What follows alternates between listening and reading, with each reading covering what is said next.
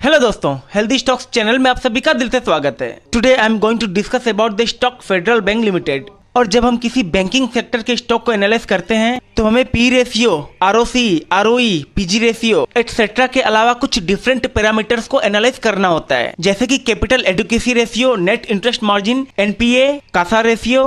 तो आइए देख लेते हैं फेडरल बैंक का फंडामेंटल्स। यहाँ पे इस स्टॉक का पी रेशियो 11.8 है, जो कि इसके इंडस्ट्री के पी के समान है, जो कि इस स्टॉक के लिए एक अच्छी बात है। और इसका पीजी रेशियो 0.48 है, यानी इसके पी रेशियो और पीजी रेशियो के अकॉर्डिंगली ये स्टॉक फिलहाल अंडर वैल्यूड है। मतलब इस बैंक का करंट प्राइस फिलहाल हमें सस्ते दाम पे मिल रहा है। यहाँ पे इस स्टॉक का इंटरेस्ट कवरेज रेशियो और डेब्ट टू इक्विटी रेशियो देखने का कोई मतलब नहीं बनता, क्योंकि ये एक बैंकिंग स्टॉक है और बैंकिंग सेक्टर के स्टॉक या एनबीएफसी स्टॉक में जनरली हमें इंटरेस्ट कवरेज रेशियो कम देखने को मिलता है और डेब्ट टू इक्विटी रेशियो अधिक देखने को मिलता है। तो आइए अब एनालाइज कर लेते हैं इस स्टॉक के कुछ डिफरेंट पैरामीटर्स। यहाँ पे इस बैंक का कैपिटल एडुकेसी रेशियो है 15.02, जो कि अच्छा है, क्योंकि आरबीआई के अकॉर्डिंगली किसी भी बैंक का कैपिटल एडुकेसी रेशियो 9 या उससे कम होता है तो वो उस बैंक के लिए एक नेगेटिव साइन होता है, क्योंकि उस समय वो बैंक इंसॉल्वेंट केस में जा सकता है। तो इसके अकॉर्डिंगली इस बैंक का कैपिटल एडुकेसी रेशियो बेहतरीन है। यहाँ पे इस बैंक का नेट इंटरेस्ट मार्जिन 3.19% है, जो कि एक्सीलेंट है। यहाँ पे इस बैंक का एनपीए यानी नॉन परफॉर्मिंग एसेट 0.64% है, जो कि बेहतर है। किसी भी बैंक का एनपीए जितना कम होगा उस बैंक के लिए ये उतना ही अच्छा होता है। नेक्स्ट है कासा रेशियो यानी current account saving account ratio, जो कि 30.63% है, जो कि ठीक ठाक है। तो ये कैपिटल एडुकेसी रेशियो क्या होता है, नेट इंटरेस्ट मार्जिन क्या होता है, एनपीए कासा रेशियो क्या होता है, किसी बैंकिंग स्टॉक के एनालिसिस में ये कितना इंपॉर्टेंट होता है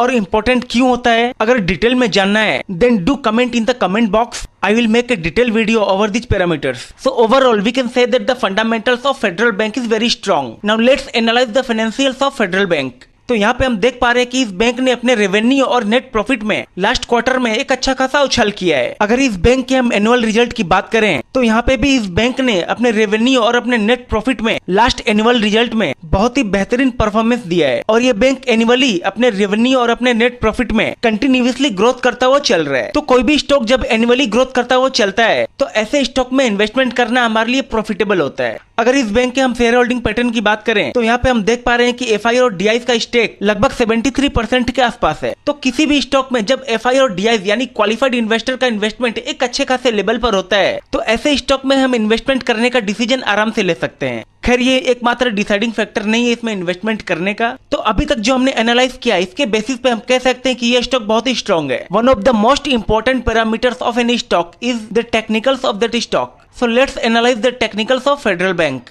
तो फेडरल बैंक के इस वनडे के चार्ट पे हम देख पा रहे हैं कि ये स्टॉक अपने रिसेंट हाई से एक अच्छा खासा करेक्ट हुआ और इस स्टॉक ने 100 डेज मूविंग एवरेज पर कुछ दिनों तक कंसोलिडेट किया और रिसेंटली इस स्टॉक में एक बुलिश मोमेंटम देखने को मिल रहा है और रिसेंटली ये स्टॉक 50 डेज मूविंग एवरेज के पास मिल रहा है। तो इस लेवल से हम उम्मीद कर सकते हैं कि ये स्टॉक एक अच्छा खासा रिवर्जन दे। देखिए ये वीडियो बस एक इन्फॉर्मेशन पर्पस के लिए है, तो इन्वेस्टमेंट के पहले अपना ऑन एनालाइज, अपना ऑन रिसर्च जरूर कर लें। और वीडियो अच्छी लगी तो वीडियो को लाइक कर दीजिए, चैनल को सब्सक्राइब कर लीजिए और बेल आइकन प्रेस कर दीजिए ताकि आने वाली वीडियोस की नोटिफिकेशन आपको मिल सके। तो मिलते हैं अगली वीडियो में। Till then keep investing and keep smiling. Bye.